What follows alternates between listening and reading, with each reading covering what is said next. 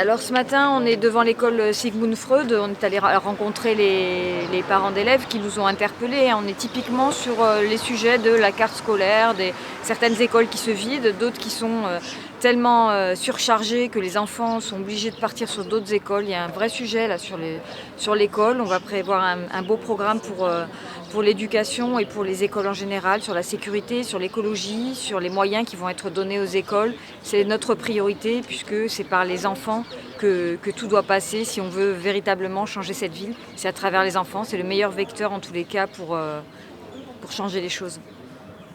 Alors nos propositions pour l'éducation pour Montpellier, elles sont de divers ordres. Le premier, c'est la sécurité. Alors la sécurité aux abords des écoles, quand on parle de sécurité, c'est bien sûr de voies piétonnes qui soient adaptées. On se retrouve avec certaines écoles où on a des trottoirs qui font 30 cm, on ne peut même pas passer avec une poussette, on ne peut pas passer avec son enfant, on ne peut pas lui tenir la main, on est obligé de longer les voitures, ça n'est plus possible. C'est pourquoi on a prévu un véritable plan de déplacement à 50 millions d'euros pour équiper et en priorité les abords des écoles pour que nos enfants puissent aller à l'école en toute sécurité. Sécurité, j'ai envie de dire aussi sécurité alimentaire, puisque nous souhaitons mettre en place des cantines bio et puis des cantines avec des produits locaux. Alors vous allez me dire, tout le monde le dit, mais nous on va le faire. Et pourquoi on va le faire? Parce que toutes les constructions qui sont prévues sur des terres agricoles, c'est fini. On ne peut pas en même temps dire qu'on va faire des cantines bio et locales et en même temps urbaniser, bétonner les dernières surfaces agricoles qui restent sur Montpellier. Nous, ce que nous souhaitons, c'est garder ces surfaces agricoles, y implanter des agriculteurs qui vont pouvoir répondre à de plus petits appels d'offres pour que ce soit possible. En même temps, le on rase gratis, ça n'est plus possible. Il faut faire des choix politiques forts et nous les ferons. J'aimerais parler de personnes dont on parle peu. C'est les accompagnateurs d'élèves en situation de handicap, appelés aussi auxiliaires de vie scolaire. Bien souvent, ce sont des femmes qui occupent ces métiers. Elles sont payées 700 € par mois en moyenne. 700 € par mois pour s'occuper de plusieurs enfants handicapés dans plusieurs écoles en général. C'est un métier extrêmement difficile et qui est payé indignement. C'est indigne la manière dont elles sont traitées, dont on est traité, parce que je m'inclus évidemment dans leur cause. Et ça met en difficulté les élèves en situation de handicap. La promesse d'école inclusive qui a été faite n'est pas respectée à l'heure actuelle.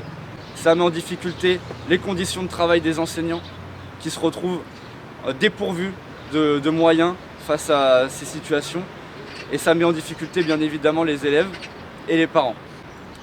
Donc nous, ce qu'on propose, c'est de lutter pour avoir des vraies personnes ressources pour tous les élèves en situation particulière. Pas seulement les élèves en situation de handicap, mais ça peut être les élèves allophones nouvellement arrivés sur le territoire, ça peut être les élèves en situation d'absentéisme chronique ou de décrochage. Le deuxième point, pour s'assurer une meilleure égalité, une meilleure mixité, c'est d'assurer à toutes les classes le même niveau de service. Aujourd'hui, vous avez des classes où il y a un vidéoprojecteur, d'autres classes où il n'y en a pas, des classes où il y a un ordinateur qui marche, vous faites 500 mètres et vous avez une école où il n'y a pas d'ordinateur. C'est pas normal. Donc c'est un ordinateur et un vidéoprojecteur par classe. C'est pareil, c'est absolument primordial pour les élèves et pour les enseignants, ça va de pair. L'école, c'est quand même la seule chance pour ceux qui n'en ont aucune. Donc l'école, elle doit être mise en avant et ça va être la priorité de notre mandat si on est élu le 22 mars. Sur les écoles, pour que les parents aient la possibilité d'avoir un véritable retour. On a des conseils d'école où certains élus ne participent plus. Ils n'ont plus de retour de la mairie, ils ont le sentiment de parler dans le vide. C'est pourquoi l'élu qui sera en charge participera bien sûr au conseil d'école et c'est prévu, il y aura un lien fort qui sera créé, mais en plus, nous souhaitons créer une assemblée des écoles qui se réunira plusieurs fois par an, où on réunira justement toutes les écoles ensemble, 2 représentants pour les parents d'élèves, 2 représentants pour les enseignants, en tout cas tous les personnels de mairie, toutes les personnes qui interviennent dans les écoles auront la possibilité d'être là, dans ce grand conseil d'école et d'échanger, de discuter. Dans mon école, j'ai tel problème. Ah, nous, on a tel problème. Nous, c'est surchargé. Ben, nous, justement, il n'y a pas assez d'élèves. Comment on fait, comment on croise, comment on ouvre le dialogue et comment collectivement, avec la responsabilité, en tout cas des élus, comment on trouve collectivement la solution pour nos enfants.